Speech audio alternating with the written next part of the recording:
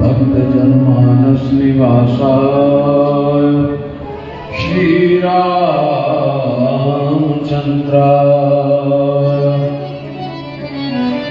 विश्वसर्गविसर्गाय नवरत्नलक्षितम् श्रीकृष्णाख्यं जगद्धाम परमधाम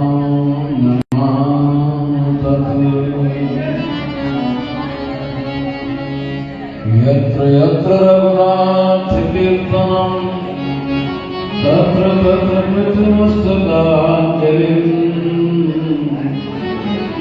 बाष्पवारि परिपूर्णलोचनं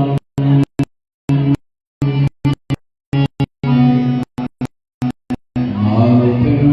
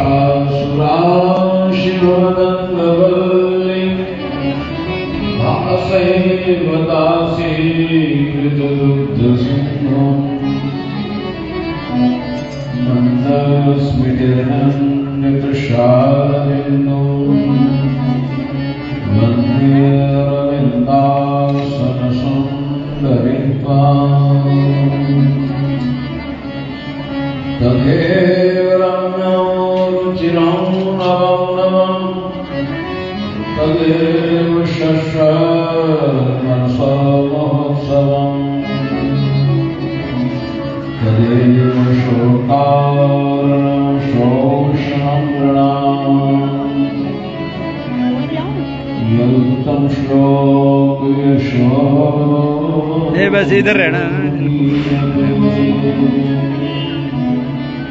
सच्चिदानंद भगवान की जय, बांके बिहारी लाल की जय, रुद्र जोड़ी सरकार की जय, श्री गोवर्धन नाथ की जय, श्री द्वारिकाधीश भगवान की जय, जय जय श्री राधे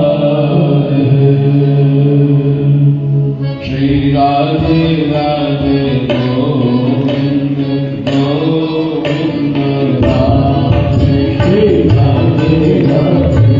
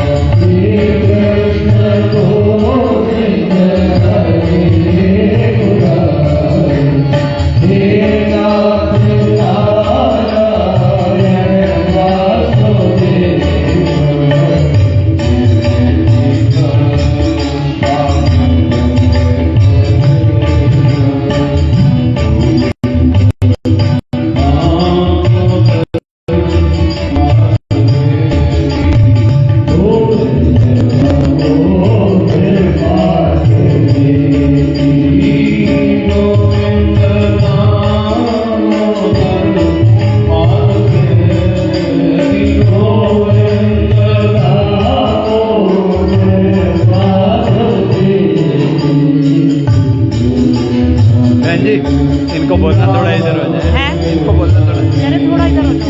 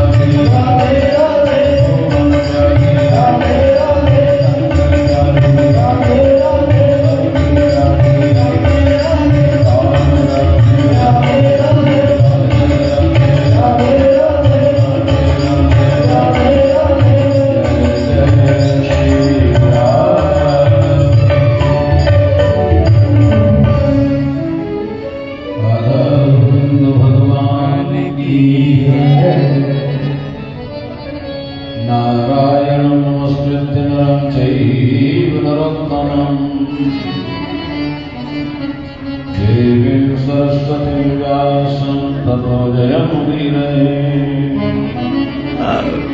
सच्चिदानन्दरूपाय स्तोत्रप्रत्यादिहेतवे तापत्रय विनाशाय श्रीकृष्णाय वयं नमः।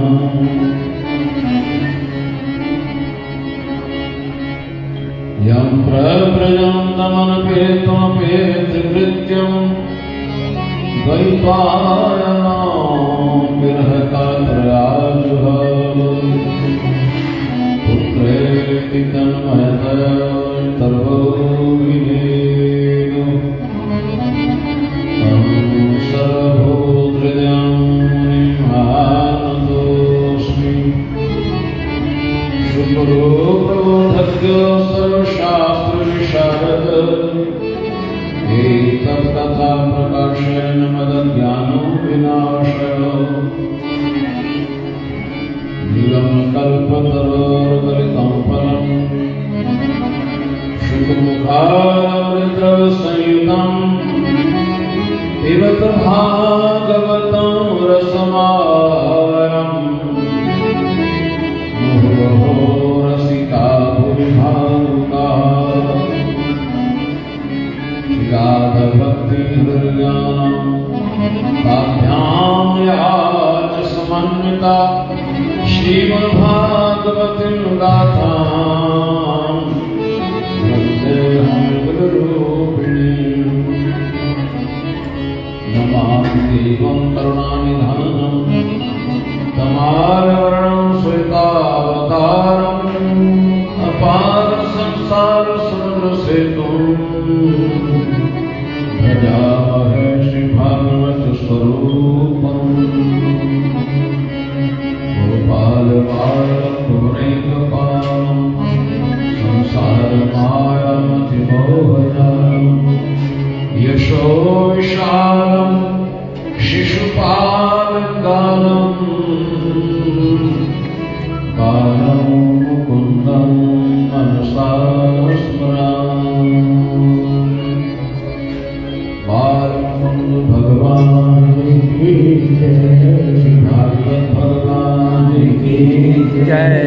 व्यासजी महाराज की जय, सुदेव भगवान की जय, परम भागवत श्री परीक्षित जी महाराज की जय, श्री लक्ष्मी नारायण भगवान की जय, बाबा धाम की जय, शिवावक्त्रनंदी महाराज की जय, ब्रह्मलीन पूज्य श्री महाराज की जय, पूज्य श्री सदगुरुदेव भगवान की जय, जयकारा वीर बजरंगी हर हर महादेव, सनातन धर्म की जय, जय जय श्री राधे।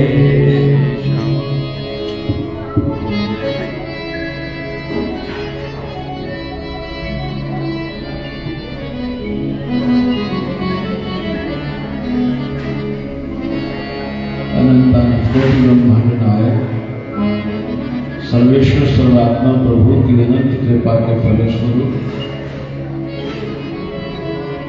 परम श्रद्धेय स्थल श्री वीरभद्रानंद आश्रम के वर्तमान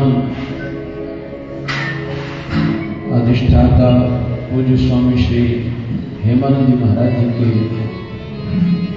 पावन अधिष्ठातृत्व में परम श्रद्धेय चरण ब्रह्मलीन साक्षात नारायण स्वरूप वेदों शास्त्रों के तत्वज्ञ मर्मज्ञ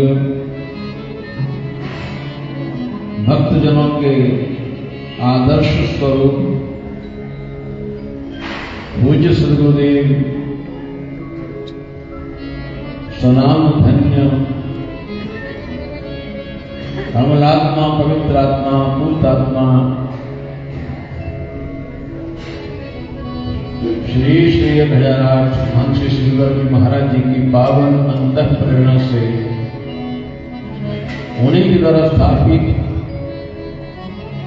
विधि के अनुसार श्री भागवत ग्रंथ सेवक मंडल दिल्ली के सौजन्य से यहाँ की महिला मंडल के सहयोग से दिल्ली निवासियों के परम सौभाग्य से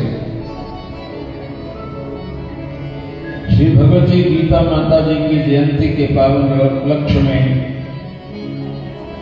पूर्व वर्षों की भांति आयोजित अष्टदिवसीय गीता महोत्सव जी के उपलक्ष्य में मां गीता जी की प्रतिष्ठा में समायोजित सप्तदिवसीय दिव्य अनुष्ठान श्रीमद् भागवत महापुराण साप्ताहिक ज्ञान यज्ञ के आज तृतीय दिवस में लूथरा परिवार जी के सौजन्य से उनके यजमान की भूमिका में परमेश्वर की आराधना करने के लिए अपने जीवन को सुखमय, समृद्धि में, आनंद में, प्रभु भक्ति में बनाने के उद्देश्य से अपने समय का, सत्कर्म का, तन का, मन का संपूर्ण फल प्राप्त करने के लिए श्री भगवान के पूजनीय, दर्शनीय, सेवनीय, श्रवणीय भारतीय संस्कृति के सर्वोत्तम ग्रंथ भक्त वांछा कल्पतरु तड़ित विनंदक पीतांबरधारी मुरली मनोहर भगवान श्याम सुंदर जी के वांगमय स्वरूप श्रीमद् भागवत महापुराण जी की सुखमयी आनंदमयी शरण में पधारे हुए समस्त दिग्गजनों का, हरि भक्तों का, गुरु चरणों के उपासकों का सबका व्यासपीठ से हार्दिक अभिनंदन है, स्वागत है सबके तरफ से। जय श्री राधे, जय श्री राधे। श्री सूर्य महाराज नैमिषारण्य में विराजमान हैं 88,000 ऋषि मुनियों के बीच में भक्ति, ज्ञान और वैराग्य की प्राप्ति के लिए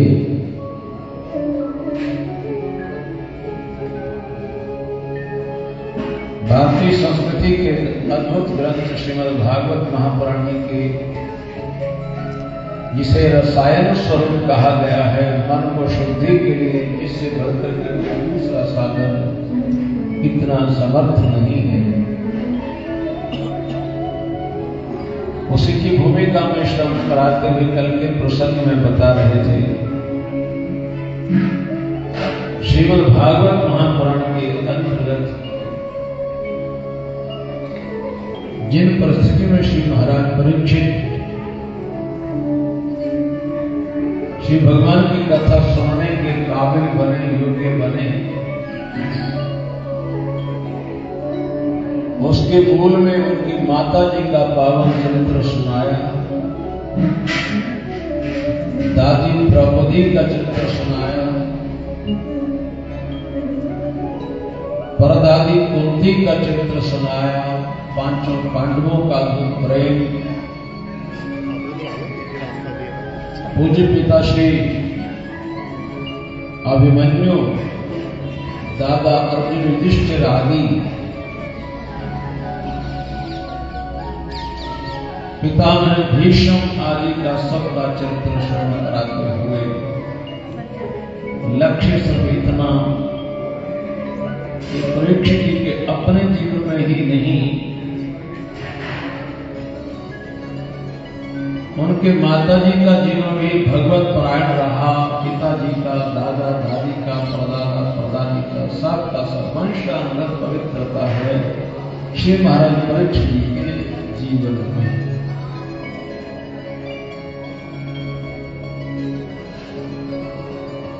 यदा भाग्यम भवेत् भूरि तदा मे भागवतं लभेत्,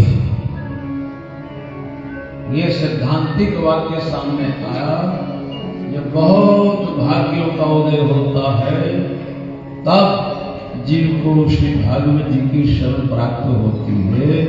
बोले श्रीमद् भागवत भगवान की जय। का प्रमाण लेकर के हम लोग बैठे हैं। उनके जीवन में तो पवित्रता थी, अवश्य हमारे भी पूर्वजों ने कुछ तप किया होगा, पुण्य किया होगा, हमारा भी कोई पूर्व जन्म का पुण्योदय होगा, तब हमें पूज्य श्री महाराज जी का पावन दिव्य अद्वितीय संग मिला, शरण मिली। उनकी प्रेरणा से हमें भी प्रतिवर्ष विभिन्न क्षेत्रों में पूज्य श्री महाराज जी के माध्यम से श्रीमद् भागवत महापुराण का रस स्वादन करने का अवसर प्राप्त होता। पंचभीषण यज्ञ पर श्री डेरा बाबा आश्रम में वैशाखी के पावन पर्व श्री बाबा रुद्रधाम उपेंद्र आश्रम हरिद्वार में, आषाढ़ की संक्रांति पर श्री ठाकुर द्वारा अमलहड़ में और श्री गीता जयंती के पावन अवसर पर भगवान श्री लक्ष्मी नारायण के पावन मंत्र में बाबा रुद्रधाम में दिल्ली में अवसर हमें प्राप्त होता रहा है, हो रहा है, होता रहेगा। यदा भाग्य भवेद भूरि, जब बहुत भाग्यों का उदय होता तब इस प्रकार का सुयोग बनता है। जैसे श्री भगवान रक्षा करते हैं महाराज परीक्षित की, जिनके माध्यम से सारे ब्रह्मांड की रक्षा करनी है, वो चरित्र का बड़े विस्तार से श्री महाराज ने सुनाया। पांडवों का स्वर्गारोहण तक चरित्र सुनाया, जिसको सुन करके भक्ति की प्राप्ति होती है। पांडवों के स्वर्ग प्रस्थान करने के पश्चात राज सिंहासन पर पांडव कुलभूषण विष्णुराज की रक्षा श्री भगवान ने की गर्भ में, वो परीक्षित राज सिंहासन पर विराजमान है। आज का प्रसंग यहीं से प्रारंभ हो रहा है।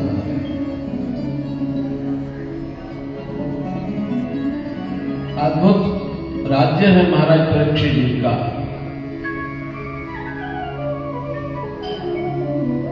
मां गंगा के पावन तट पर महाराज परीक्षित जी ने भूरी दक्षिणा वाले कई यज्ञ किए। यज्ञ परमात्मा की आराधना का सर्वोत्तम साधन माना गया। जैसे श्रीमद् भागवत महापुराण ज्ञान यज्ञ कहा गया है,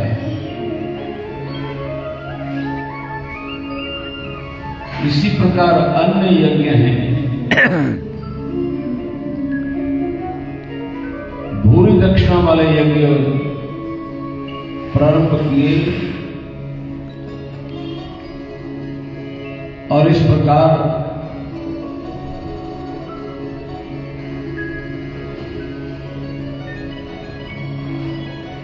अपने राज्य की खुशहाली का दर्शन करने के निकलते हैं। जगह जगह पर उन्हें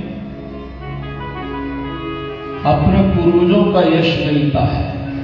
ये वो महाराज परीक्षित हैं जिनके पूज्य पिता बहुत वीर अभिमन्यु रहे, जिनके दादा और दादा आदि अर्जुन आदि का श्री भगवान कदम कदम पर साथ देते रहे। जब पूर्वजों का यश मिलता रहा, परम आनंद की अनुभूति प्राप्त होती रही। हम उस कुल में पैदा हो गए, मुझे ये सौभाग्य मिला। और श्री महाराज जी ने एक बार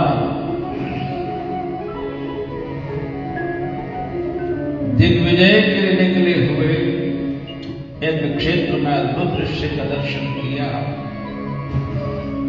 जहां पर काले रंग का पुरुष अपने हाथ में डंडा लिए हुए, सिर पर मुकुट धारण किया हुआ, जिसने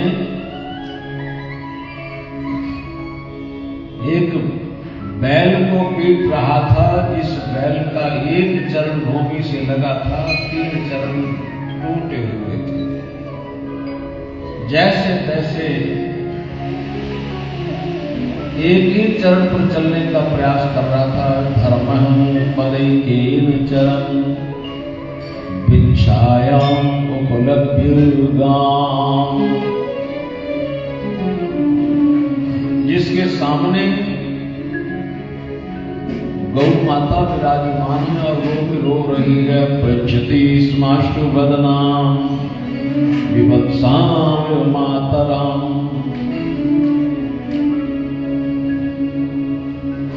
आप क्यों रो रही हो माता?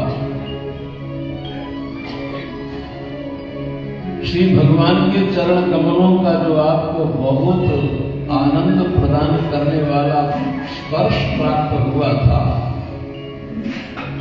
उस स्पर्श से वंचित हो जाने के कारण आप रो रहे हो। ये गौ माता कोई और नहीं, पृथ्वी माता ने गौ का रूप धारण किया होगा। लेकिन उस माता ने कुछ उत्तर देने के बजाय बैल से पूछा कि आप तो अच्छी तरह से सब कुछ जानते हैं कि क्या हो रहा है। सत्यम शौचम दया शांति त्याग संतोष अर्जवम। इस प्रकार के सब प्रकार के सद्गुण लुप्त हो गए हैं और आप एक चरण पर जैसे तैसे चलने का प्रयास कर रहे हो। आपके ये तीनों चरण किसने तोड़ दिए? इस वार्तालाप को सुनते हुए महाराज परीक्षित जी ने उनको दुखी जान करके दुख देने वाले को ललकारा, कौन हो तुम इस प्रकार का कार्य करने वाले?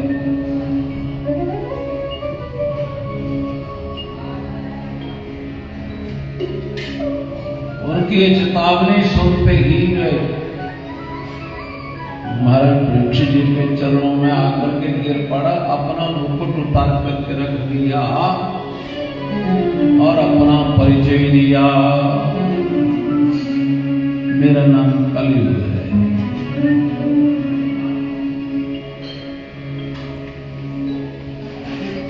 मैं आपकी शरण में आ गया। पतितम पादयोर वीरः कृपया दीनवत्सलः। शरण में आ गया है ऐसा जानकर के उसे मारा नहीं महाराज परीक्षित जी ने। जिस प्रकार का था उसका वध उचित था, लेकिन महाराज ने अपनी मजबूरी बताई कि मैं आपको इसलिए नहीं मार पा रहा।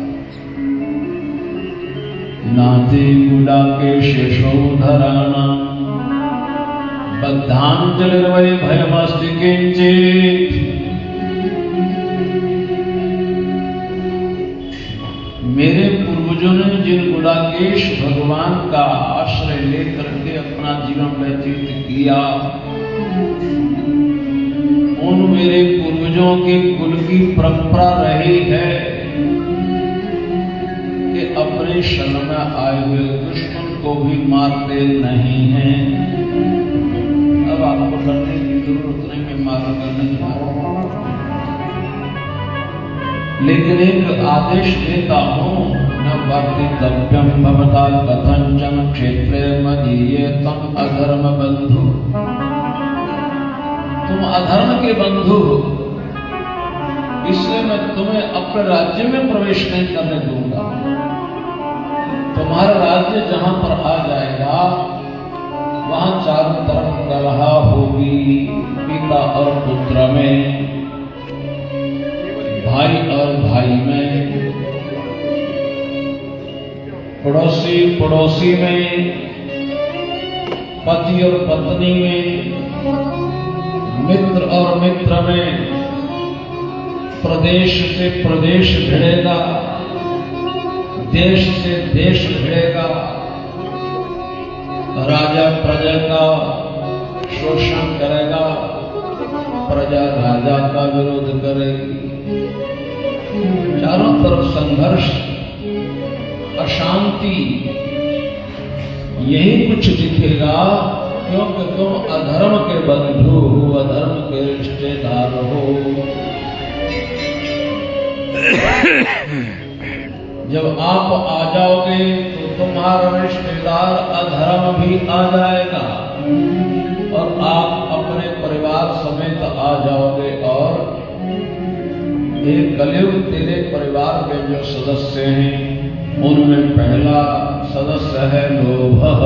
बड़े पुत्र का नाम है लोभ। कलयुग के बड़े पुत्र का नाम है लोभ।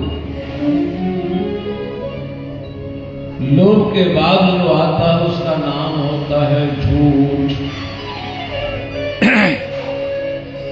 इस झूठ को पूरा करने के लिए जिसका सहयोग लिया जाता है, तीसरा मेंबर है, उसका नाम है चौरिया, चोरी।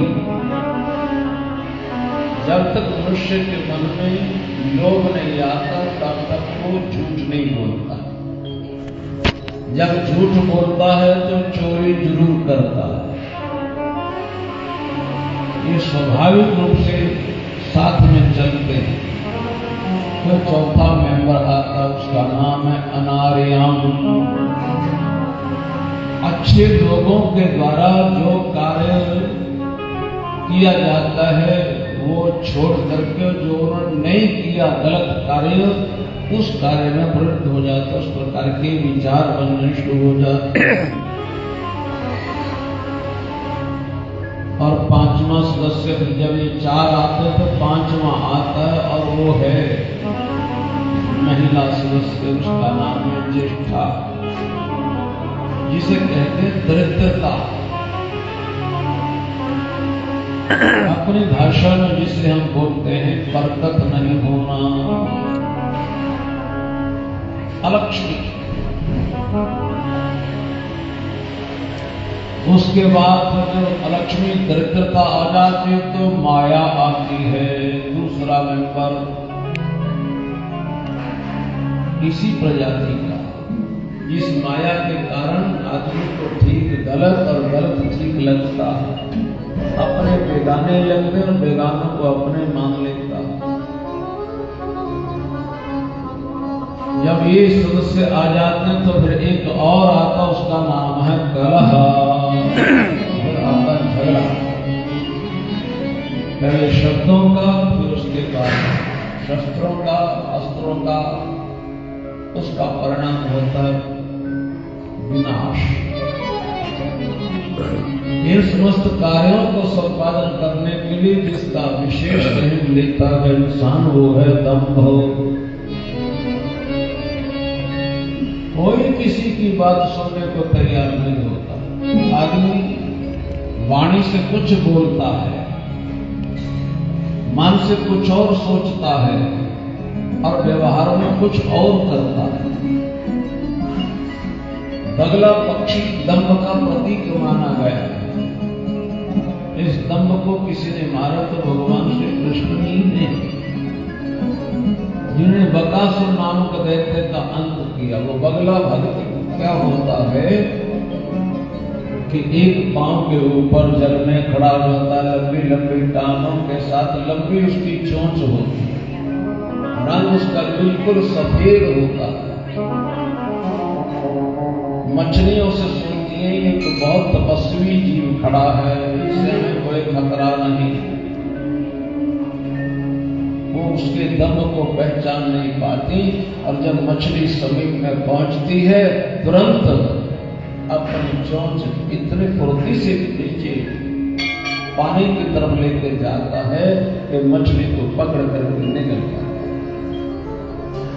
है। तो इतना सफेद पोष जिसका कोई ठिकाना नहीं, लेकिन धोखा कितना देता है।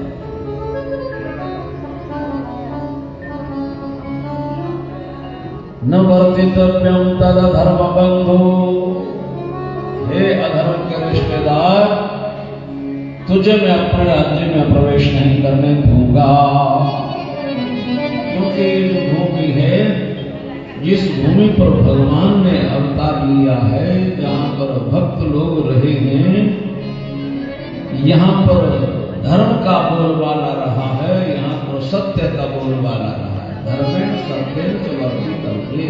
इस भूमि पर धर्म की जय होती है और सत्य का पालन होता है। सत्य पालन करने वाले यहाँ पर सत्यवादी राजा हरिश्चंद्र आदि हुए, वहां पर तुम्हारा प्रवेश उचित नहीं। ब्रह्मा वरते यत्र यन्ति यज्ञेन यज्ञेश्वरं यज्ञवितान विज्ञः। जहां ब्रह्म विराजमान रहते हैं, प्रत्यक्ष रहते हैं, कदम कदम पर ब्रह्म का जहां प्रदर्शन हुआ, भारत भूमि की अद्भुत भूमि, जहां कदम कदम पर हर स्थल पर श्री भगवान का दर्शन होता है। भारत भूमि में जगत गुरु शंकराचार्य जी महाराज ने 4 धाम स्थापित किए, 4 आश्रम। उत्तर में श्री बद्रीनाथ धाम, पूर्व में श्री जगन्नाथ धाम, दक्षिण में श्री रामेश्वर धाम और पश्चिम में श्री द्वारिका धाम, जहां पर परमात्मा दिव्य रूप में रहते। इसी प्रकार श्री अयोध्या धाम, जहां मर्यादा पुरुषोत्तम प्रकट हुए हैं। श्री मथुरा मंडल ब्रज धाम, जहां पर श्री भगवान लीला पुरुषोत्तम प्रकट हुए, जहां भगवान भोलेनाथ 12 ज्योतिर्लिंगों के रूप में प्रकट हुए। इस भूमि में धर्म की जहां पर स्थापना होती है, बड़े बड़े यज्ञ जहां पर हुए हैं, होते हैं, और यज्ञों के द्वारा यज्ञेश्वर भगवान की यज्ञीय भावना से आराधना होती है।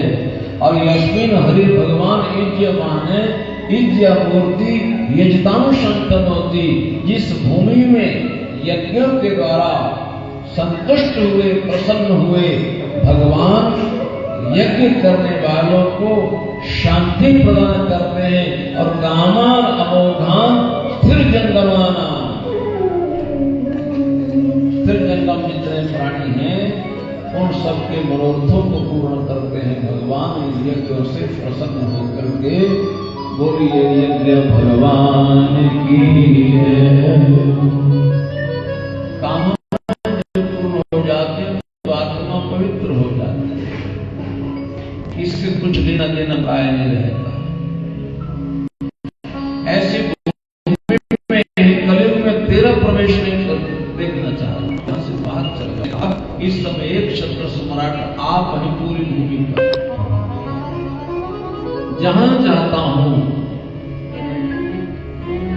वहां पर मुझे आपका ही रूप कोई ना कोई दिखाई नहीं देता है।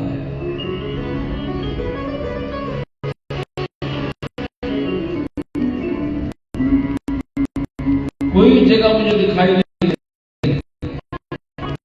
ऐसा लगाया धर्मशाला यहाँ से दूसरी सब जगह आगे छोड़ देखने को, तो कोई जगह मेरे लिए नहीं है। आप स्वयं ही बताएं कि मैं कहाँ रहूं, कोई जगह नहीं। आखिर यदि सतयुग का समय है तो समाप्त दोष को भी होना और त्रेता को आना, त्रेता को समाप्त होना तो द्वापर को भी आना है, द्वापर समाप्त हुआ तो आना तो मुझे भी। तो आप निश्चित कर दे कि मैं कहाँ रहूं। मुझे तो कोई स्थान दिखाई नहीं दे रहा जो मेरे अनुकूल हो। महाराज परीक्षित जी ने कहा द्योतम पान स्त्रिय सोना। आपको मैं 4 स्थान दे देता हूं, वहां पर हो कलयुग तुम। पहला स्थान दिया जुए का, जिसे हमारे बुजुर्गों ने कहा जुआ किसी का ना हुआ। जुआ यदि धर्मराज युधिष्ठिर भी खेलेंगे तो उन्हें भी वन की खाक छाननी पड़ेगी। अगर जुए में ना बैठते तो ये पांडव किसी भी सूरत में दुखों को न झेलते। 12 वर्षों का वनवास 1 वर्ष का अज्ञातवास, अगर 1 वर्ष में कहीं दिख गया, पता चल गया कि आप यहां हैं, तो 12 वर्ष का दोबारा वनवास प्रारंभ हो जाएगा। एक जुए के कारण ये दुर्गति हुई, ये बाधा प्राप्त हुआ। यद्यपि भगवान श्री कृष्ण उनके साथ थे। विष्णु जी ने कहा है, श्री भगवान का दर्शन करते हुए शरीर का त्याग करते समय, कि हे परमेश्वर, तेरी माया बड़ी विचित्र है, बहुत विचित्र है। इन 5 पांडवों को देख करके अहो कष्टम अहो अन्यायम यद्वियम धर्मनंदना, बड़ा खेद है, बड़ा दुख है कि आप 5 के 5 धर्मात्मा, 5 के 5 वीर, 5 के 5 योद्धा, और योद्धा के पास यदि शस्त्र अस्त्र ना हो तो वो भी किसी गिनती में नहीं होता। अस्त्र शस्त्र भी सब, लेकिन अस्त्र शस्त्र चलाना ना आए तो भी महत्ता खत्म हो जाती है। आप 5 के 5 ज्ञाता भी थे, और जिनका नाम लेकर के लोग अपने आप को संकटों से मुक्त रखते हैं, कर लेते हैं, वो भगवान श्री कृष्ण भी कदम कदम पर आपका साथ देते रहे, पर आपके जीवन की विपत्ति खत्म नहीं हुई। ये कितनी विचित्र माया है परमेश्वर ना जी को मरते कोई जिंदा रह नहीं सकता। विष्णु जी ने कहा, पर आपका जीवन में कुछ बिगड़ा नहीं, आज तो कुछ बिगड़ा नहीं, क्योंकि आपके 3 कवच थे जो आपकी रक्षा करते थे। पहला कवच था, आपने जीवन में ब्राह्मणों की रक्षा की, ब्राह्मणों की सेवा की, उनका आज्ञा का पालन किया। विप्र सेवा, विप्र पूजा। दूसरा कवच था आपका, और वो था धर्म। आपने किसी भी अवस्था में धर्म को नहीं छोड़ा। आप जुए में भी गए तो वो भी धर्म का पालन करने के लिए। कितनी महत्वपूर्ण बात कही है। धृतराष्ट्र ने युधिष्ठिर जी को पूछा कि बेटा युधिष्ठिर, जुआ अच्छा नहीं होता, फिर भी राजा लोग खेलते हैं। राजाओं को भी जुआ नहीं खेलना चाहिए, और फिर भी वो खेलते हैं। यहां तो जुआ भाई और भाई खेल रहे हैं, ये तो बहुत अनुचित है, ऐसा तो होना ही नहीं चाहिए। पर फिर भी मैं चाहता हूं कि अगर आप जुआ खेल लें तो मेरे पुत्र दुर्योधन का दिल रह जाएगा, वो चाहता है कि जुआ हो जाए।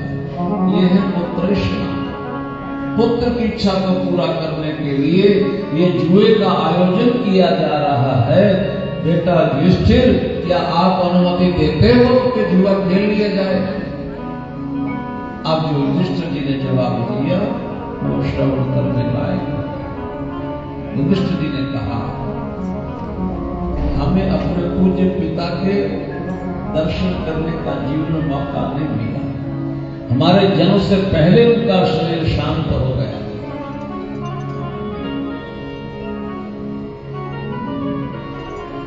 हमारा जीवन किसी ने संवारा तो आपने, हमने पिता का प्यार भी आपसे पाया,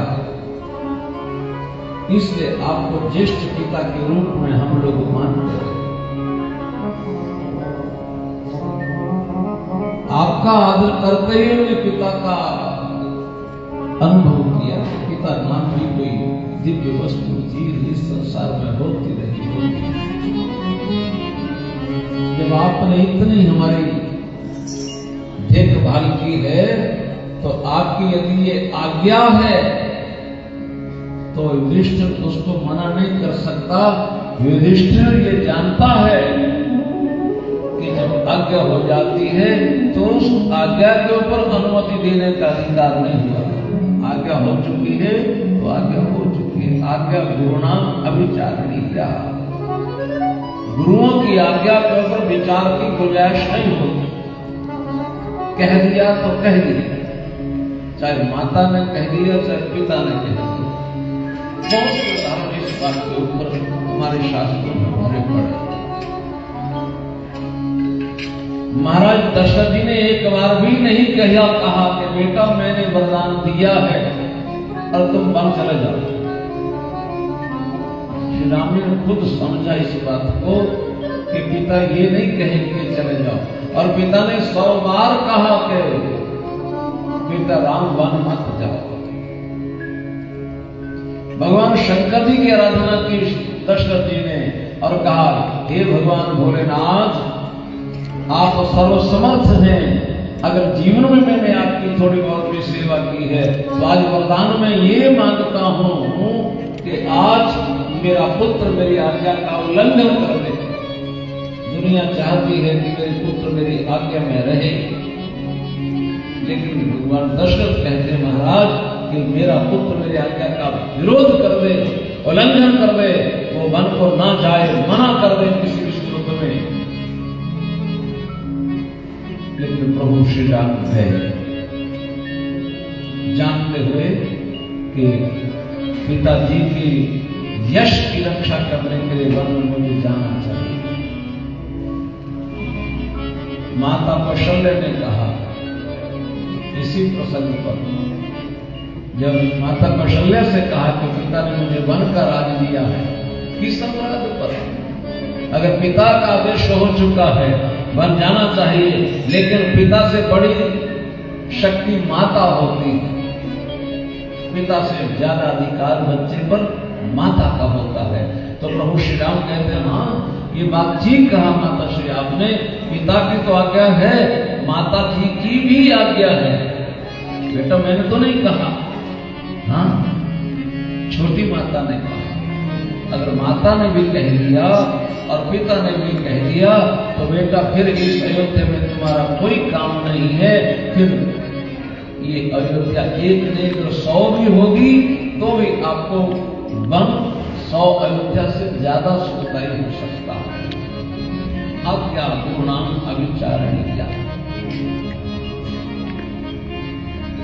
दूसरा प्रसंग हमारे सामने श्री लखनलाल जी का आता है। माता जी के सामने जा रहे हैं। माता सुमित्रा को कहा कि मैं वन जाना चाहता हूं। माता की आंखों में आंसू आ गए। बेटा बहुत अच्छी बात है, अगर तुम्हारे मन में राम की सेवा करने का भाव आया है तो बिल्कुल जाना चाहिए। बेटा तुझे मैं कुछ उपदेश देती हूं, तुझे वहां माता की याद आए तो सीता को प्रणाम कर लेना। तुझे पिता की याद आए वन में तो राम को प्रणाम कर लेना। तुझे अयोध्या वासियों की याद आए तो वनवासियों को प्रणाम कर लेना।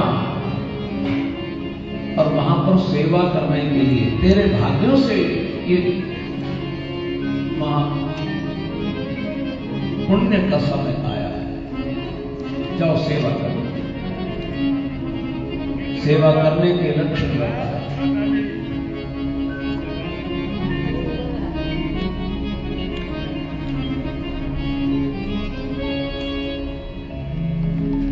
क्रोध लोभ मद ईर्ष्या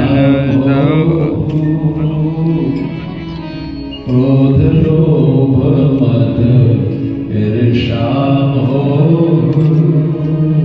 जन सपने हो इनके वश हो। अगर सेवा करने के लिए जाना है तो ध्यान देना, सपने में भी 5 चीजें तुम्हारे पास में आनी चाहिए। पहली चीज क्रोध नहीं होगा। सेवा के लक्षण बताए माता जी। सेवा करने वाले के हृदय में क्रोध ना आए। क्रोध सेवा करने वाले के हृदय में लोभ ना आए, ईर्ष्या ना आए, मद ना आए, मोह ना आए।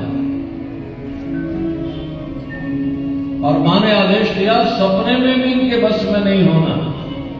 लक्ष्मण जी ने कहा, मां ये मेरी प्रतिज्ञा रही कि मैं जागता रहूंगा, फिर पांचों को अपने पास नहीं फटकने दूंगा। लेकिन सो जाऊंगा तो क्रोध हो गया स्वप्न में, लोभ हो गया, मद हो गया, अहंकार हो गया। स्वप्न तो कोई अपनी मर्जी से नहीं ले सकता, मर्जी से कि मैंने ये स्वप्न नहीं लेना, ये किसी के अधिकार में नहीं है। स्वप्न तो अपने आप आता है और अपनी मर्जी से रहता है। लाख बार चाहे कि मैं ये स्वप्न लेना है, नहीं हो सकता। जीवते जागते समय तो 100 स्वप्न बना लेता है आदमी, ये भी कर लूंगा, वो भी कर लूंगा। लेकिन स्वप्न देखे कोई सोते हुए और कहे कि भयानक था, दोबारा मैं नहीं देखना चाहूंगा, फिर भी आ सकता है। ये आज बड़ा मीठा स्वप्न आया था, आज मेरे गोविंद स्वप्न में आए। श्री वृंदावन में गोपियां बैठी चर्चा कर रही। एक सखी ने आत्मविभोर होकर के कहा, सुन सखी, आज ना अब कोई घटना सुनाओ। क्या? मैं तो सोए रही सपने में, मैं तो सोई रही और गोविंद मेरे सपने में मेरे घर आए। कितना अच्छा लगा। दूसरी गोपी ने उसके चरण पकड़ लिए, तू तो बहुत भाग्यशाली है, तुझे सपना आया गोविंद का। जब से गोविंद मथुरा में गए हैं, हमारी तो नींद भी चली गई है। नींद नहीं आए तो सपन कहां से आएगा? और वैरन इस नींद ने भी साथ छोड़ दिया। अगर कहीं नींद आ गई तुझे तो तू बहुत भाग्यशाली है, और सपन में गोविंद भी आ गए, इससे बढ़िया क्या चाहिए? हमारी तो नींद ही नहीं है, तो सपन कहां आ सकता है? अजराती सुपने सुपया, मोहन दा दर्शन पाया। अजराती सुपने सुपया, मोहन दा दर्शन पाया। अजराती सुपने सुपया, मोहन दा दर्शन पाया। अजराती सुपने सुपया, मोहन दा दर्शन पाया।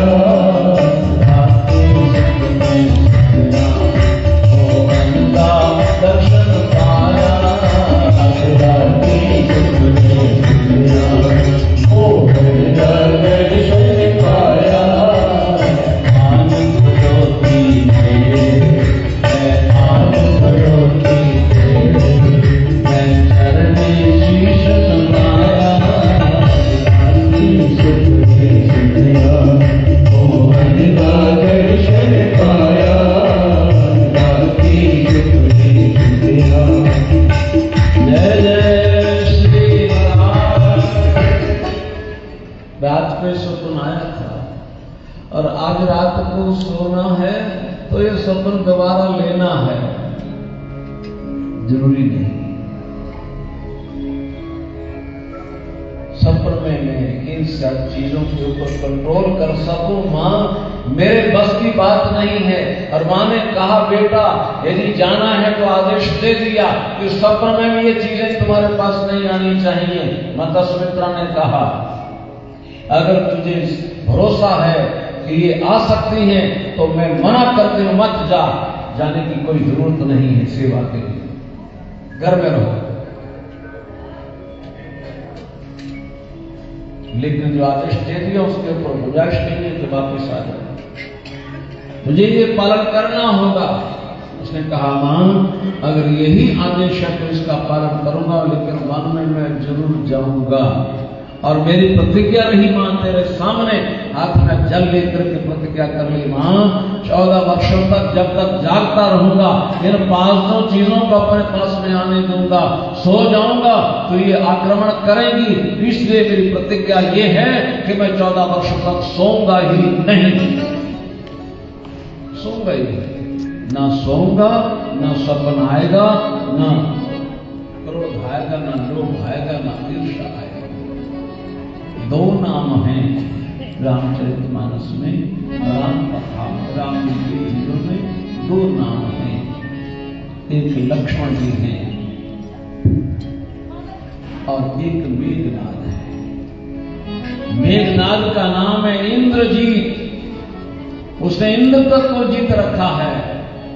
और लक्ष्मण जी का नाम है जितेंद्रिय। एक इंद्र को जीत सकता है, एक ने इंद्रियों को जीत रखा है। वो हैं श्री लक्ष्मण जी महाराज, जिन्होंने कहा आज्ञा पूर्णनामा विचार लिया, माता की आज्ञा हो गई है तो 14 वर्षों तक सोऊंगा नहीं। लक्ष्मण जी की पत्नी ने सोचा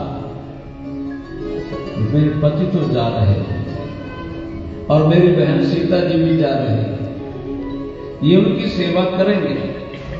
कर्तव्य तो मेरा भी ही बनता, जहां मेरे पति जा रहे वहां मैं जाऊं, लेकिन मैं जाऊंगी साथ में तो ये पूरी तरह सेवा नहीं कर पाएंगे, इसलिए मैं यहां पर रहूंगी। लक्ष्मण जी को खतरा होगा कि माता की आज्ञा का तो पालन करके मैं निकल गया, अगर कहीं पत्नी ने रोक लिया कि तुम नहीं जा सकते यहीं रहोगे, तो मैं उस विधान को काट नहीं सकूंगा, उसके विचार को काट नहीं सकूंगा। इसलिए लक्ष्मण जी महाराज ने तो देखा तक नहीं जहां खड़ी थी देवी, हाथों में पुष्पों की माला लेकर के कि जो सेवा आप करो राम की, मेरी जिम्मेवारी के मुताबिक सीता जी की सेवा भी आपने ही करनी है। इन पुष्पों की माला से मैं आपका स्वागत करती हूं, इसको धारण करके आप बताइए। लेकिन लक्ष्मण जी उधर गए भी नहीं और वो देखा भी नहीं, सीधे मानो ये सारी जंजीरें टूट गई हैं सेवा के लिए, अब आगे जाऊंगा। उर्मिला जी ने उन्हीं पुष्पों की माला को देखा कि मैं उनके रास्ते में बाधा नहीं करना चाहता। अगर वो इधर देखना नहीं चाहते तो मैं उनको मजबूर नहीं कर सकती, लेकिन जहां नित्य प्रति पूजा करती हैं, अपने पुष्पों की माला को उतार करके वहां रखा। हे प्रभु, यदि मैं आपके चरणों की सेवा करती हूं और अपने पतिदेव के चरणों के प्रति मेरा इसी प्रकार का भाव है, तो आज मैं इन्हीं इसी पुष्पों की माला से उनका स्वागत करना था, पर वो मेरी तरफ निगाह किए बगैर उधर से निकल गए। अगर मेरी सेवा सच्ची है, अगर मेरी सेवा सच्ची है तो 14 वर्षों तक इस मेरे फूलों की माला का एक भी फूल मुरझाए नहीं। इसी माला के साथ जब दोबारा वापस आएंगे तो मैं स्वागत करूंगी। 14 वर्षों तक उर्मिला जी के हाथों की माला हो, एक भी फूल मुरझाया नहीं। ये है हमारा सनातन धर्म, ये है हमारी आज्ञा गुरुनाम अविचार लीला का पावन प्रसंग। और जुए में बैठे जाकर के महाराज युधिष्ठिर जैसे उनके साथ धोखा हुआ, षड्यंत्र हुआ, कई बार पासे जीत चुके थे, लेकिन जुए का परम आचार्य कहलाने वाला शकुनी वहां पर बैठा था, जिसके कारण जीत हुई बाजी की हार करके जंगल में जाना पड़ा। जुए में झूठ चलता है, जुए में कलयुग का रूप होता है झूठ। और दूसरा नाम बताया दूतम पानम, नशा। नशा नाश करता है, वो किसी भी प्रकार का हो, वो खाने का नशा हो, पीने का नशा हो, नशा हो कि मात्र परमात्मा के नाम का, उसके बगैर एक सांस भी न आए। ऐसी सुबह आए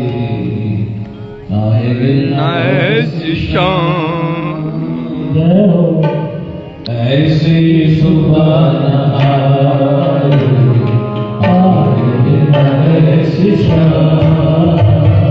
जिस दिन जुबान पे मेरी, जिस दिन जुबान पे मेरी, जिस दिन जुबान पे मेरी, जिस दिन जुबान पे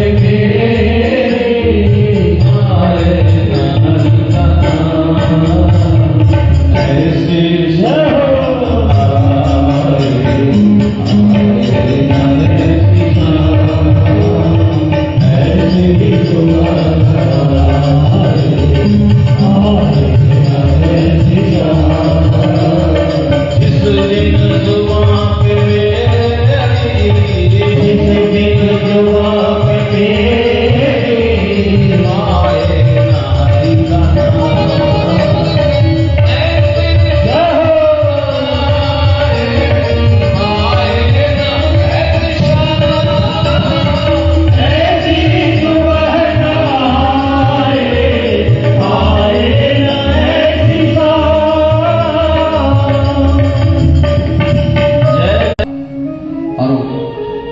वो अभिमान जो है वो कलयुग का रूप है।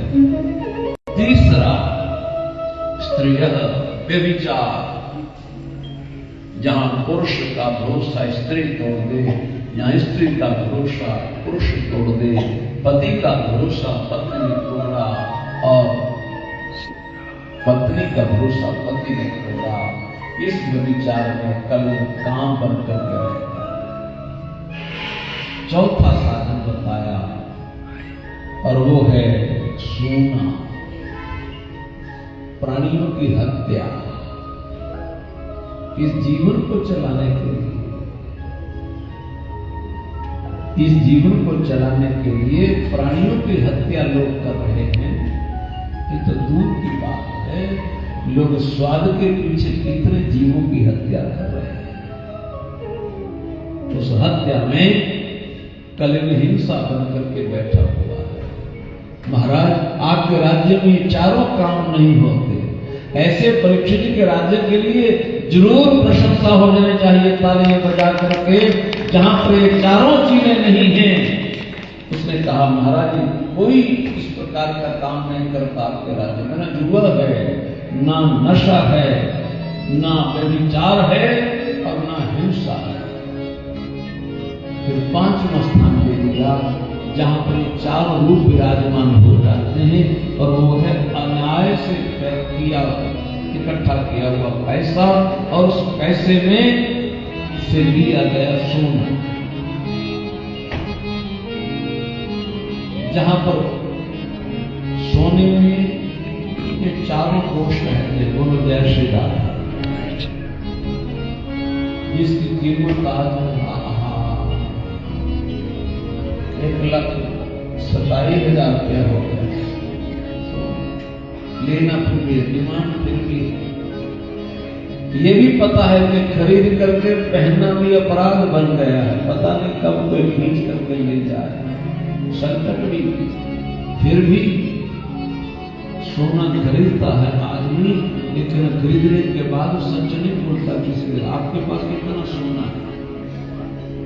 तुरंत झूठ बोलता, हमारे पास तो थोड़ा ही है, हमारे पड़ोसियों के पास बहुत।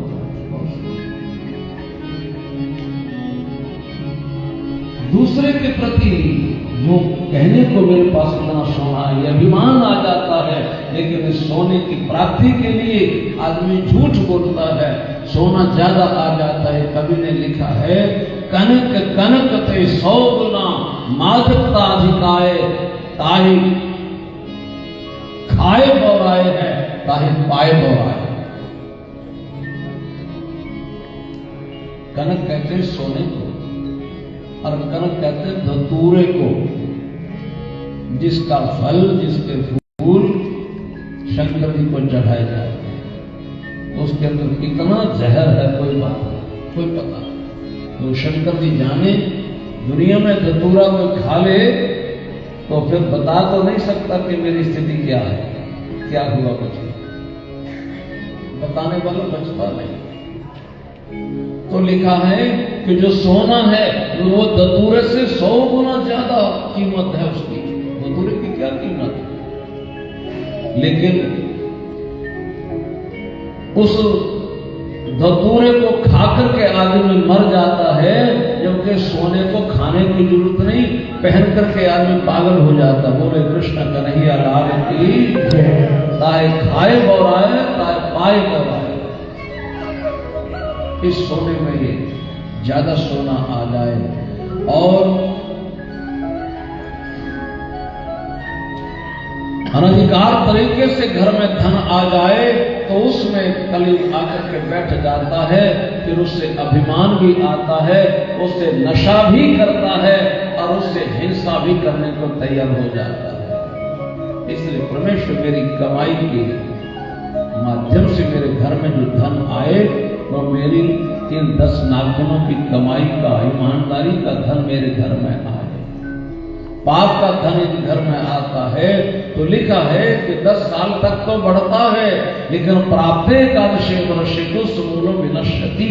11वां साल आने पर जिस धन में आकर के वो बेईमानी का धन आकर के बैठा था, उस धन को भी साथ में बर्बाद करता। भागवत जी कहना चाहते हैं, भागवत जी जिंदगी है। सोने में आकर के बैठने से चारों अवगुण साथ में आ जाते हैं। ये 5 स्थान दिए सूत जी महाराज कहते हैं, महाराज परीक्षित जी ने, और साथ में ये चेतावनी दे दी कि जो अपना कल्याण चाहता हो वो इन 5 जगह से अपने आप को रोके। कौन कौन लोग बताए? कहते आथेतानी न सेवेत बहुष पुरुष क्वचित। अपने जीवन को अच्छा बनाने वाला प्राणी, अच्छी सोच रखने वाला प्राणी इन 5 ही जगह से अपने आप को बचाए। कौन कौन लोग? कहते विशेषकर जो धर्म के रास्ते पर चलता हो वो इन 5 चीजों में न उलझे, इनकी तरफ ध्यान न दे। दूसरा राजा, तीसरा लोकपति, जो कुछ लोगों का नेतृत्व करता हो, जिसको अपनी भाषा में नेता बोलते हैं। नेता को ये 5 काम नहीं करने चाहिए। और जो उसके बाद स्थान कहा, वो स्थान दिया गुरु का। भागवत जी कि अगर कोई गुरु की श्रेणी में आ गया है तो वो भी इन 5 चीजों से बचे, तब तो सुधार हो सकता है। अन्यथा इनका सेवन करने वाला कोई प्राणी बच नहीं सकता। कलि को स्थान दे दिए और धर्म के जो 3 चरण टूटे हुए थे, बैल के जो 13 चरण टूटे हुए थे, वो दोबारा जोड़ दिए। पहला चरण है धर्म का सत्य, जिसके ऊपर खड़ा रहता है, और दूसरा चरण है तपस्या का, और तीसरा चरण है पवित्रता का, और चौथा चरण है मनुष्य का इस धर्म का, उसका नाम है दया। जो टूटे चरण कलयुग में, वो एक टूटा तपस्या का, दूसरा चरण टूटा दया का, तीसरा चरण टूटा पवित्रता का। पवित्रता में सफाई में बड़ा अंतर होता है। पूज्य श्री महाराज जी की वाणी को मैं याद करूं इस प्रसंग में कि हमारा सफाई की तरफ ध्यान है, होना चाहिए, लेकिन सफाई के अलावा हमारा पवित्रता की तरफ ध्यान होना चाहिए, जरूरी। क्योंकि साफ तो पानी हो सकता है, फिल्टर पानी साफ है, लेकिन फिल्टर पानी पवित्र नहीं है। पवित्र तो श्री गंगा जी का जल है, एक बूंद मिलाकर रख करके उसमें फिर जल डाल दिया जाए तो सारी जड़ भी वो गंगा जल जैसी पवित्र मानी जाए। फिल्टर के जल में भी गंगा जल मिलाया जा सकता है, लेकिन गंगा जल में फिल्टर जल मिलाया जाए ये संभव नहीं, उचित नहीं। साफ पानी और है। इसी प्रकार जूता साफ हो सकता है, लेकिन जूता कभी पवित्र नहीं। श्री बाबा गुरु जी के पावन दरबार को देखिए, दर्शन कीजिए, जहां आज भी सन 1850 में जहां धूना प्रचंड किया था बाबा जी ने, सन 1864 में जहां लंगर प्रारंभ किया था, भंडारा प्रारंभ किया था, तपस्या तो उससे पहले शुरू हो चुकी थी वहां पर कई वर्ष पहले। और आज भी जहां जो भंडारा है बनता है, जहां रसोई है, वहां पर ना तो धोती के बगैर प्रवेश है और न जूता पहन कर किसी का प्रवेश हो सकता है। वो इतनी पवित्रता बना करके रखी हुई है, जहाँ की एक एक कण को प्राप्त करने के प्रसाद के लिए मन में इतना भाव जागृत होता। बाबा जी आपके दरबार की मन्नी खा करके जो पवित्रता आती है हृदय में, वो हो सकता है किसी और काम से ना हो। ये पवित्रता का लक्षण है। आज हमारे पास सफाई बहुत है। भागवत जी ये कहना चाहते हैं सफाई रखो, हर जगह साफ होना चाहिए। सफाई में परमात्मा का निवास है, लेकिन पवित्र भी रहो, वाणी से भी पवित्र रहो, अपने व्यवहार से पवित्र रहो, अपने खान पान से पवित्र रहो। उसी हाथ से खाए जाओ, उसी से दूसरे को दिए जाओ। आज इस शौच की तरफ ध्यान नहीं,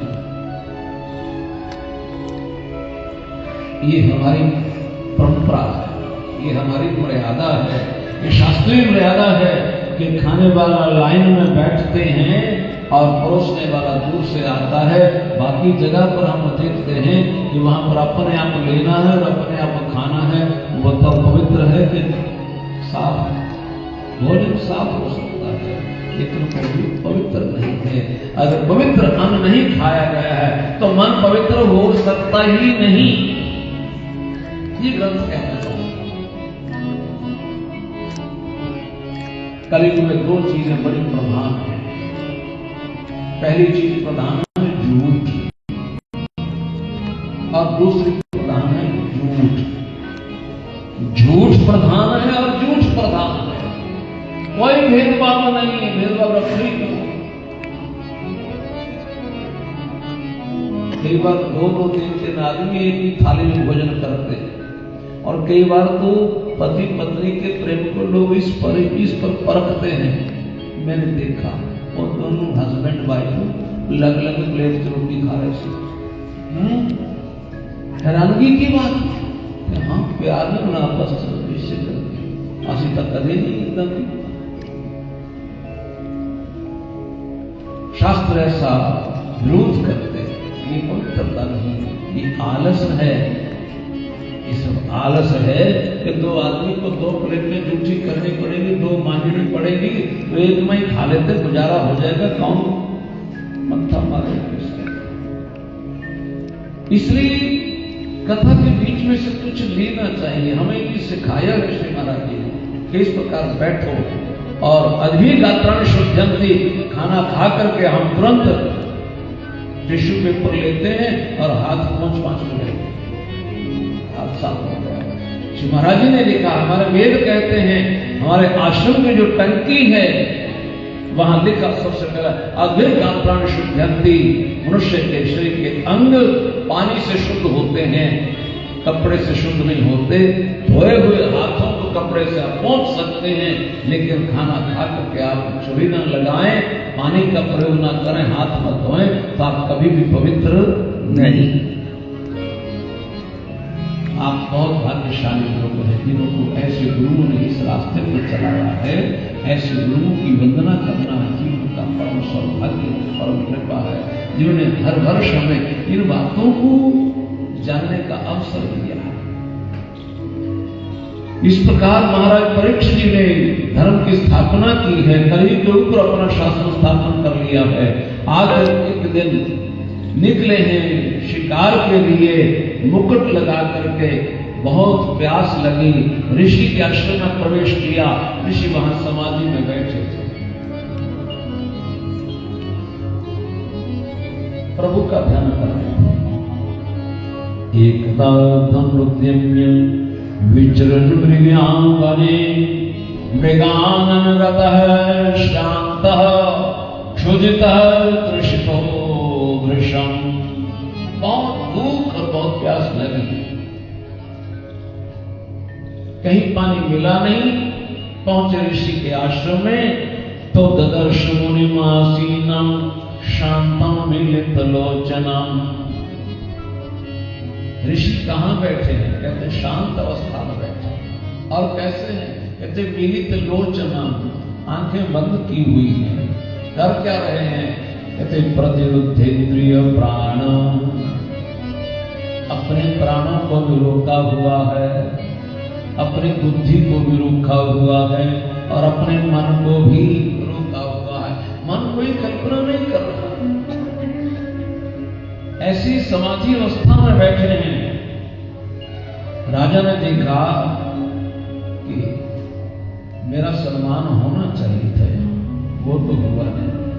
कहीं अपमान करने के लिए तो नहीं ना बैठे कि महात्मा ये राजा है तो होगा राजा अपने घर में, हम क्यों उठे? लिखा है राजा बाह्य शत्रुओं से रक्षा कर,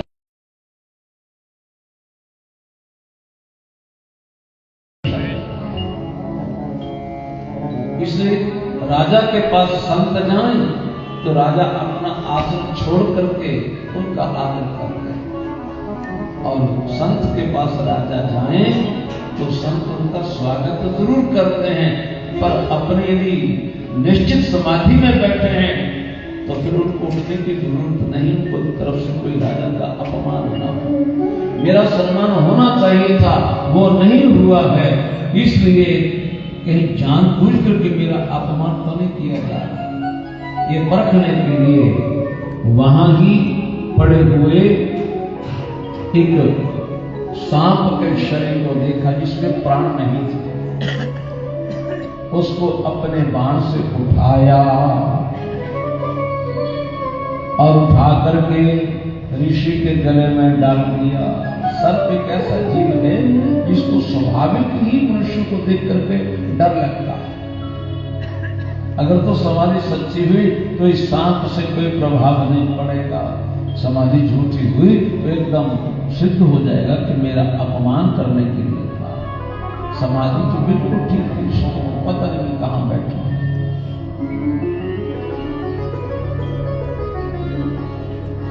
कोई फर्क नहीं पड़ा, उठ करके चले गए महाराज परीक्षित। वहां से रास्ते में जाते लड़ाई होने लगी, आत्मा की और मन की, दोनों की लड़ाई आपस में शुरू हुई। आत्मा ने पूछा, आज क्या करके आ रहे हो? मन ने कहा, ऋषि के गले में सांप डाल के। आत्मा ने पूछा, क्यों? कहते मुझे पानी नहीं मिला था, प्यास बहुत लगी थी। तो आत्मा ने पूछा कि ऋषि के गले में सांप डाल के पानी मिल गया, प्यास शांत हो गई? मन ने कहा, प्यास का तो पता नहीं, पर पानी नहीं मिला, पानी नहीं पिया। आत्मा ने पूछा, बगैर पानी पिए जा रहे हो क्या? मन ने कहा, हाँ। तो ऋषि के गले में सांप डालना जरूरी था। सांप गले में डालने बगैर भी आप डाल सकते थे, तो फिर ये कार्य आपने क्यों किया? आत्मा ने जब ये प्रश्न पूछा तो मन के पास कोई जवाब नहीं था, जो मुकुट उतार करके रखा। तड़प उठे, आज मेरा राज्य, आज मेरा धन पुत्र सब कुछ नष्ट हो जाए। आज मैं किसी महात्मा के प्रति इस प्रकार के विचार रखे हैं, इसके बाद दुनिया में कोई इस प्रकार का कार्य न करे, न करने का सोचे ही। ये जो धन मुझे मिलना चाहिए, अगर तड़प रहे अपने किए पर यदि प्राणी पछताने लग जाए तो उसके कल्याण का रास्ता सिद्ध हो गया है, ऐसा समझना चाहिए। तड़प रहे। इधर ऋषि के पुत्र को उसके साथियों ने बता दिया कि तुम्हारे पिता के गले में किसी ने मरा हुआ सांप डाल दिया। जाकर के देखा, श्री ऋषि ने पिता के गले में तुरंत इतना क्रोध जागृत हो गया, ब्रह्म तेज स्पष्ट हो गया। हाथ में कौशिकी नदी का जल लिया और जल लेकर के अपनी वाणी के द्वारा वज्र का प्रहार कर दिया। इति लंघित मर्यादम तक्षकय स्तप्तमे हनि दानक्षरी स्मतुरांतरम च उदितो में तद्द्रोहम। जिसने ये कार्य किया है, जिसने इस मर्यादा का भंग किया है, आज से 7वें दिन इसी जाति का सर्प उसकी जीवन लीला को समाप्त कर दे। और इस शब्द के इस प्रकार गूंज जाने के कारण शमी ऋषि की समाधि खुल गई। देखा तो सामने पुत्र रो रहा है। पितरं वीक्ष्य दुःखार्तो मुक्त कंठोरोरोधः। पुत्र को पूछा, क्यों रो बेटा, क्या हुआ?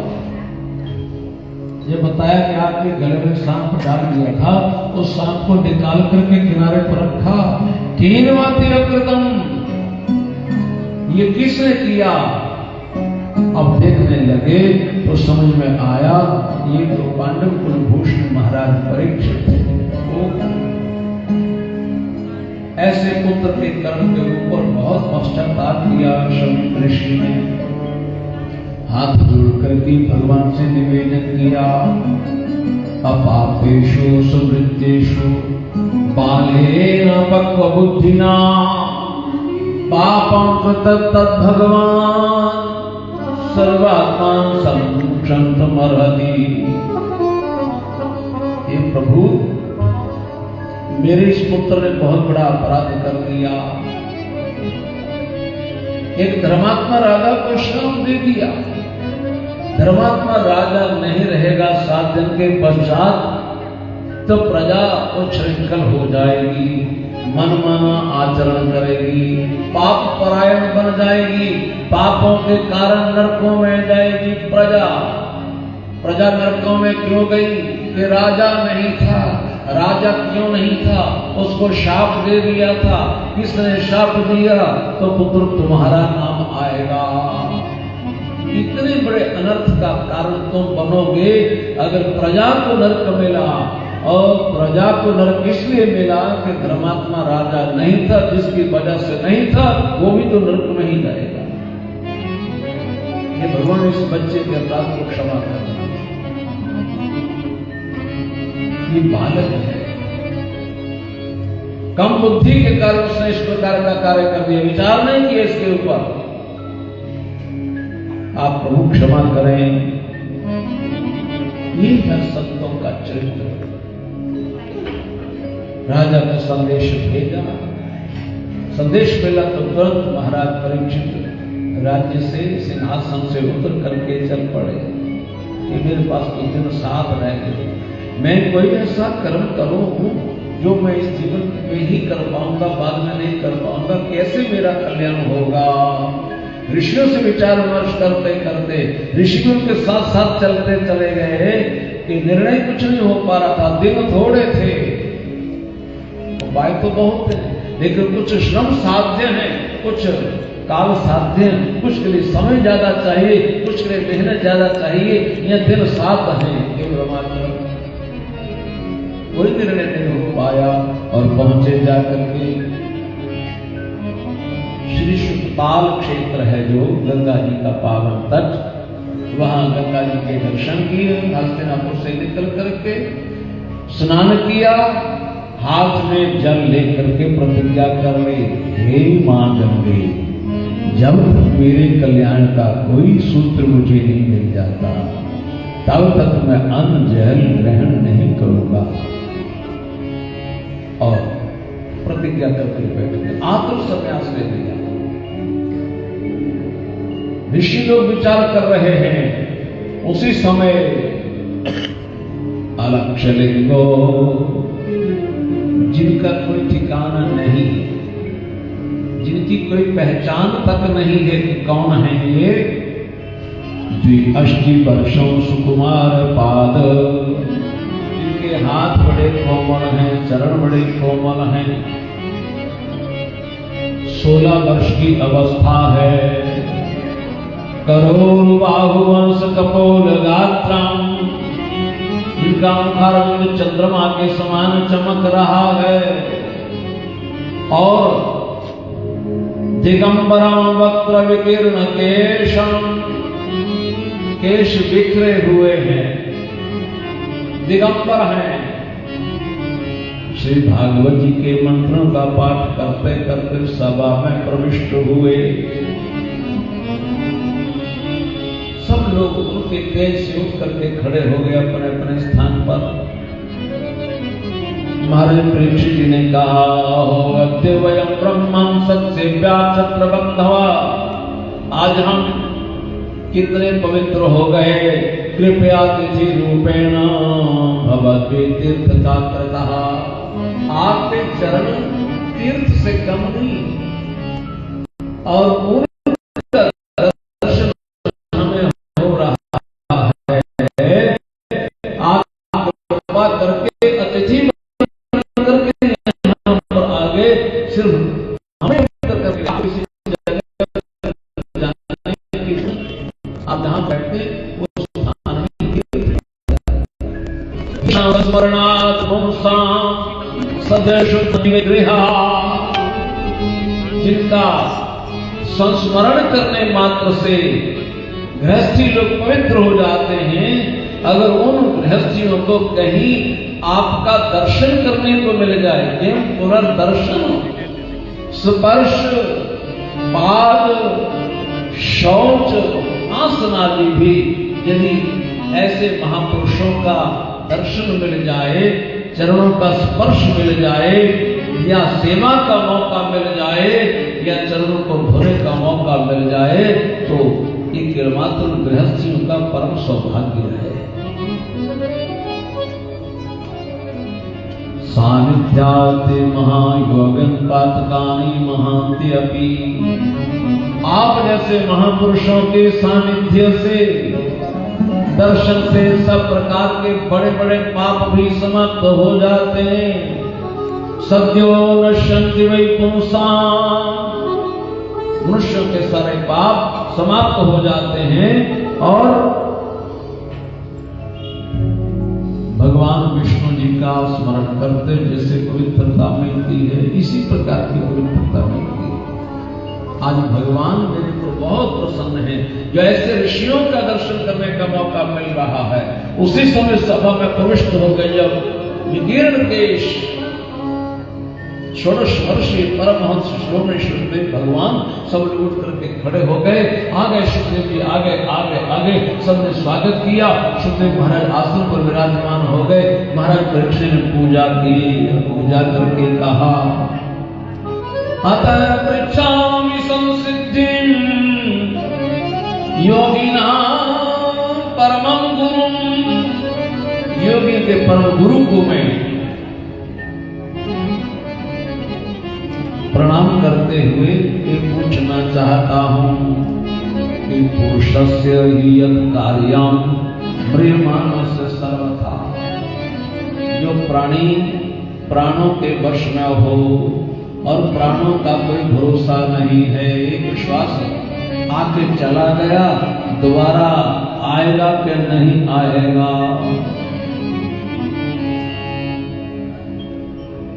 ऐसे प्राणी को क्या करना चाहिए? मनुष्य की आयु निश्चित है, लेकिन उसे हम कम या ज्यादा भी कर सकते हैं। श्वास निश्चित है, 24 घंटे में प्रत्येक मनुष्य स्वस्थ अवस्था में 21,600 श्वास लेता है 24 घंटे। 1 घंटे में 900 श्वास है निर्धारित। 1 मिनट में 15 श्वास आते हैं। 4 सेकंड में एक बार श्वास आता है और जाता है। ये मनुष्य की श्वासों की गिनती शास्त्रों ने की हुई है। यदि कोई प्राणायाम करना शुरू कर दे, श्वास कम से कम लेना शुरू कर दे, तो आयु अपने आप बढ़नी शुरू हो जाती है। यदि दमे की बीमारी हो जाए, जहां प्राणी 4 सेकंड में सांस लेता है, वहां 1 सेकंड में एक सांस आ जाता है दमे की बीमारी के कारण, इसलिए आयु कम होनी शुरू हो जाती है।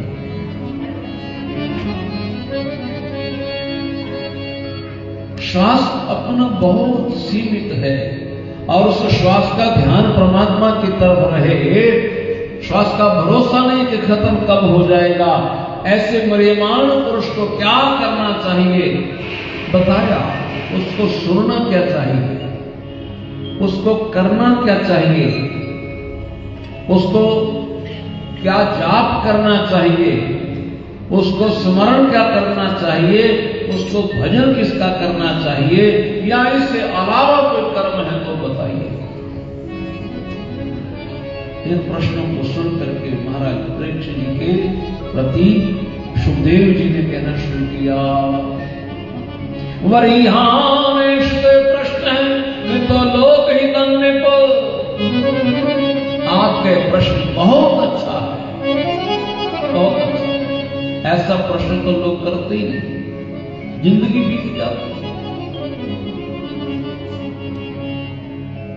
निद्रायते नक्तम, सुखदेव जी कहते हैं दिन और रात कैसे बीत जाते हैं। कहते नींद में या खान पान में, दिवाज अर्थ ही गया, जाता है धन को कमाने की योजना में, ऐसा करें तो मिलेगा, ऐसा करें, लेकिन धन की इच्छा में, कीड़ा कहते हैं इच्छा को। देहो अपत्य कलत्रादिषु आत्मसैन्येषु असस्वपी।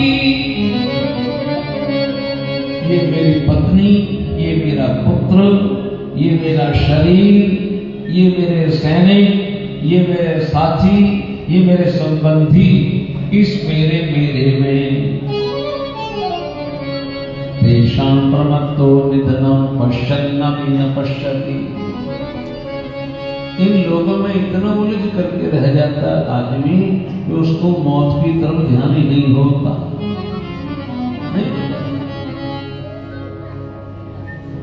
श्रीमद् भगवद गीता जी में लिखा है, पूज्य श्री महाराज जी की वाणी को मैं याद करूं, स्मरण करूं बड़े आदर पूर्वक।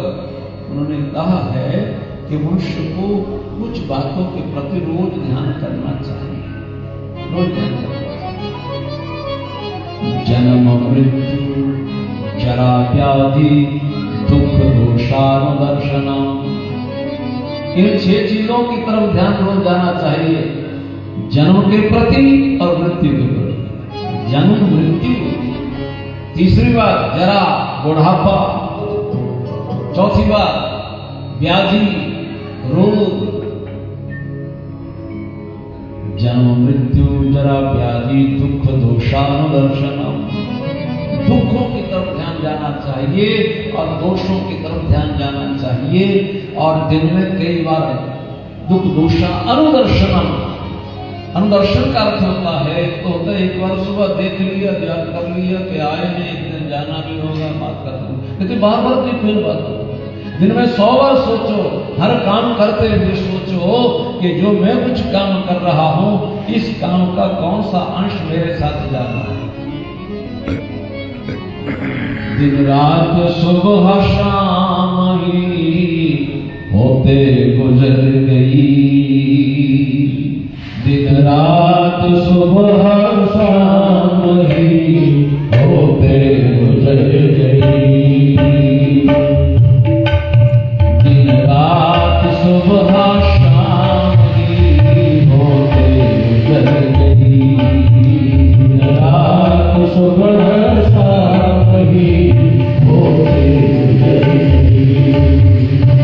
अज्ञानियों की नींद में होते गुजर गई, अज्ञानियों की नींद में होते गुजर गई, दिन रात सुबह शाम ही होते गुजर गई, दिन रात सुबह शाम ही होते गुजर गई, दिन रात सुबह शाम ही होते गुजर गई, दिन रात सुबह शाम ही होते गुजर गई। अज्ञानियों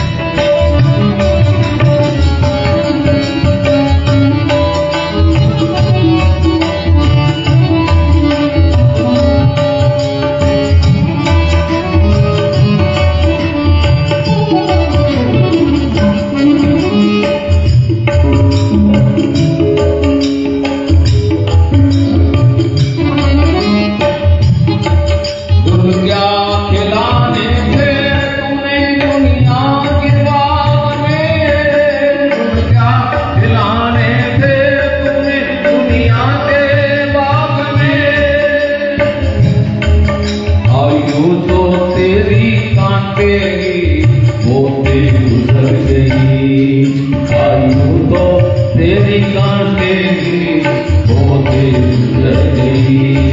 दिन रात सुबह शाम ही होके गुजर गई। दिन रात सुबह शाम ही होके गुजर गई। आधी कटी धन जोड़ने और खान पान में, आधी कटी धन जोड़ने और खान पान में, आधी तो तेरी उम्र ही रोते गुजर गई। आधी तो तेरी उम्र ही रोते गुजर गई। आत्मदर्श के वास्ते गाए थे जिंदगी, आत्मदर्श के वास्ते आए थे जिंदगी। मुक्ति के आस पास से होते गुजर गई। के आस पास से होते गुजर गई। सौंपी है जिंदगी बेकार के लिए, क्यों सौंपी है जिंदगी बेकार के लिए। बैलों की तरह तू जागी होते गुजर गई। बैलों की तरह तू जागी होते गुजर गई। अब जो बची है जिंदगी उसको संवार ले, अब जो बची है जिंदगी उसको संभाल ले। अब जो बची है जिंदगी उसको संवार ले, अब जो बची है जिंदगी उसको संभाल ले। दूसरी को अरे रोता है क्यों वो गुजर गई। दूसरी को अरे रोता है क्यों वो गुजर गई। दिन रात सुबह शाम ही होते गुजर गई। दिन रात सुबह शाम ही होते गुजर गई। तस्मा भारत सर्वात्मा भगवान ईश्वरो हरि। इसलिए राजन, मनुष्य को सर्वात्मा भगवान हरि ईश्वर का ही भजन करना चाहिए। उनके लिए कहा, एक सर्वात्मा, एक भगवान, एक ईश्वर, एक हरि, ये चार शब्द एक ही श्लोक में आए, एक भगवान का प्रतीक है। एक शब्द से गुजारा हो सकता है। भगवान का मतलब होता है जो सर्वसमर्थवान है। ईश्वर का अर्थ होता है कर्तुम अकर्तुम अन्यथा कर्तुम समर्थ ईश्वर। ईश्वर उसको बोलते हैं जो कुछ भी कर दे, कुछ भी ना करे, विपरीत कर डाले, उसका नाम ईश्वर है। और तीसरा नाम बताया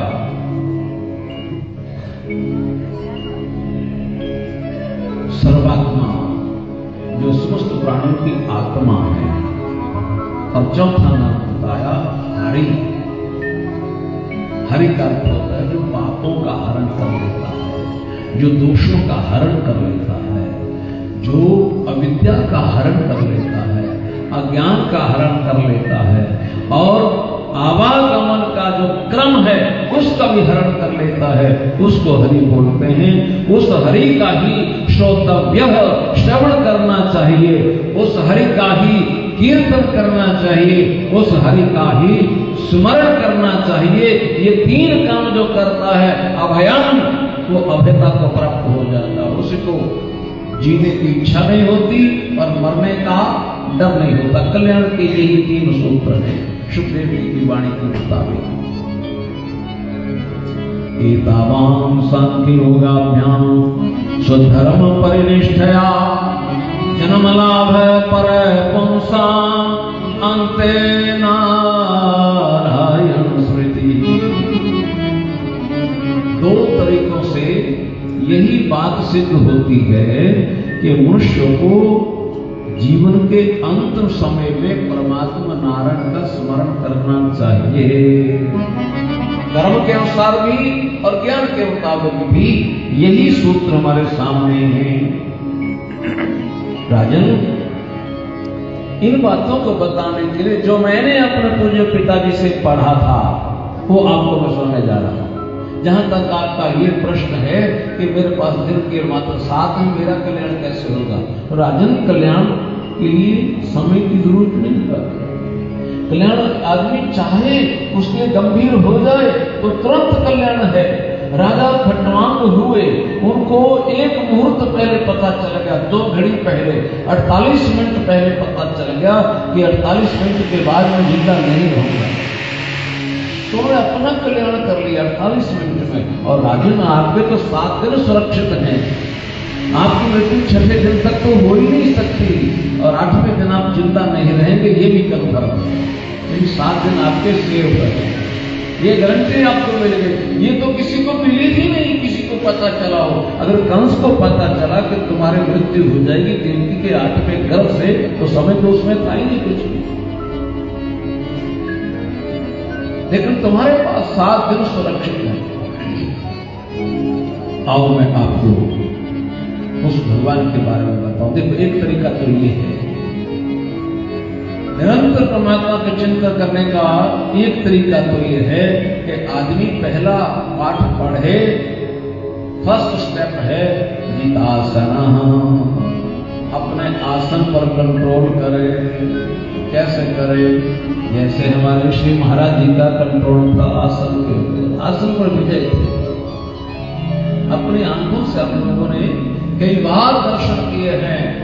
खास करके गुरु पूर्णिमा के समय पर हम जब वहां विराजमान रहते थे तो 6-6 घंटे 8 घंटे भी एक आसन पर बैठे, कोई चिंता नहीं, कोई प्रवाह नहीं। ये जितासन। और दूसरे जित श्वास, अपने श्वास पर कंट्रोल कर ले आदमी। श्रीमद् भागवत महापुराण में लिखा है दुनिया में ताकत क्या है, तो भगवान ने कहा है, उद्धव जी के माध्यम से कहा है कि प्राणायाम है परम बलम। मनुष्य की ताकत परखी जाती है मात्र उसके श्वास से। कितने देर अपने श्वास को रोक सकता है?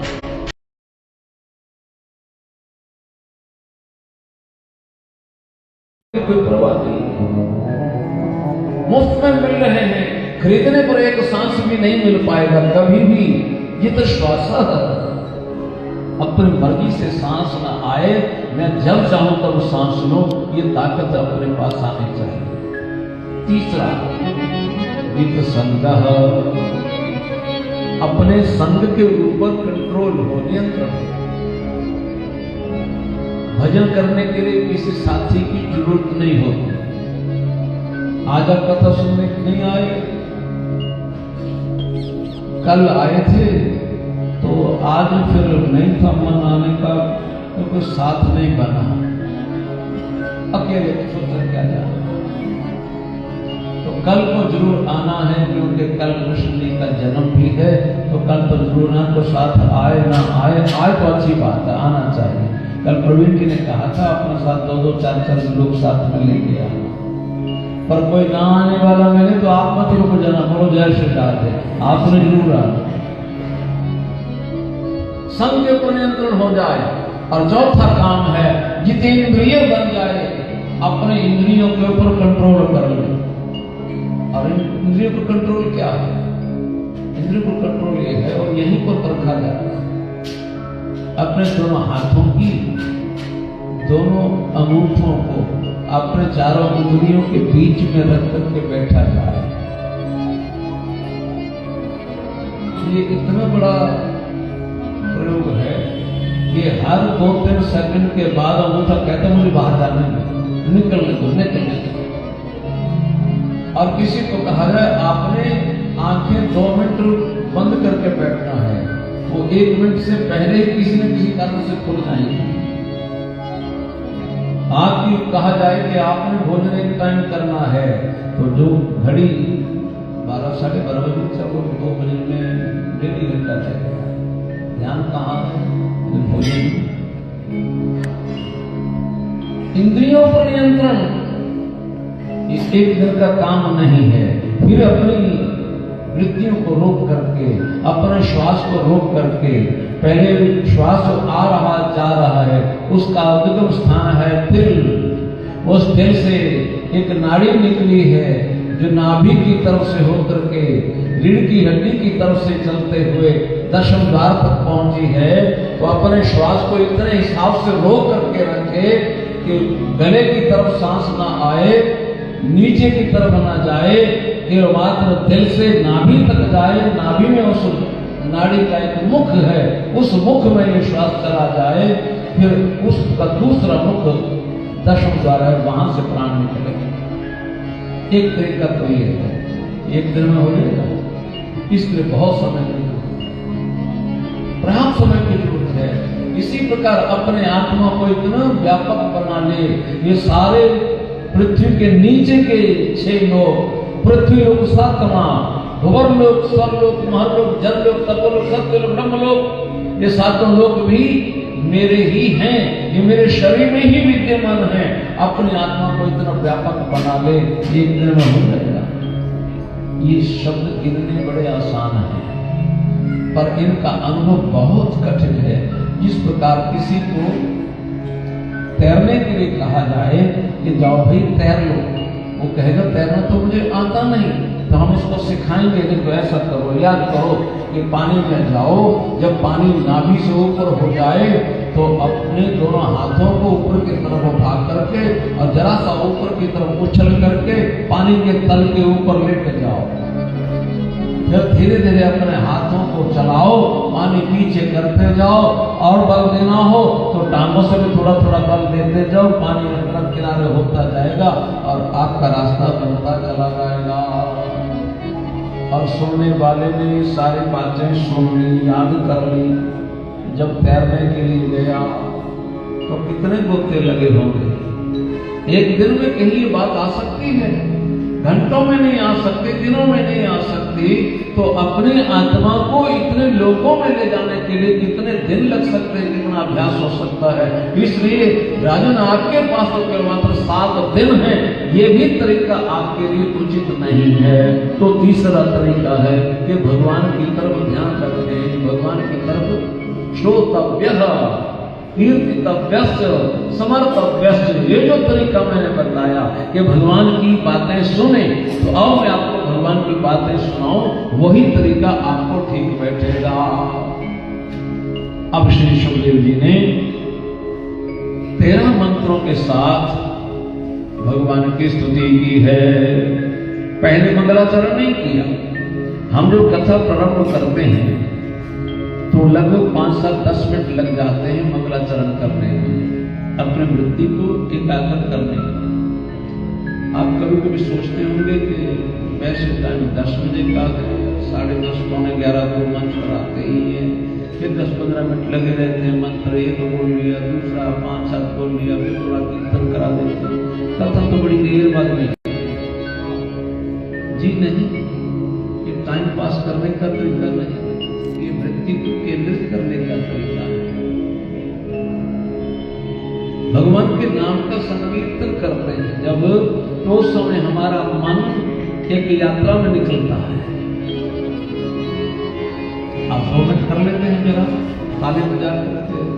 वृंदावन में राधे राधे, बरसाने में राधे राधे, नीर गली में राधे राधे, गली में राधे राधे, श्री में राधे राधे।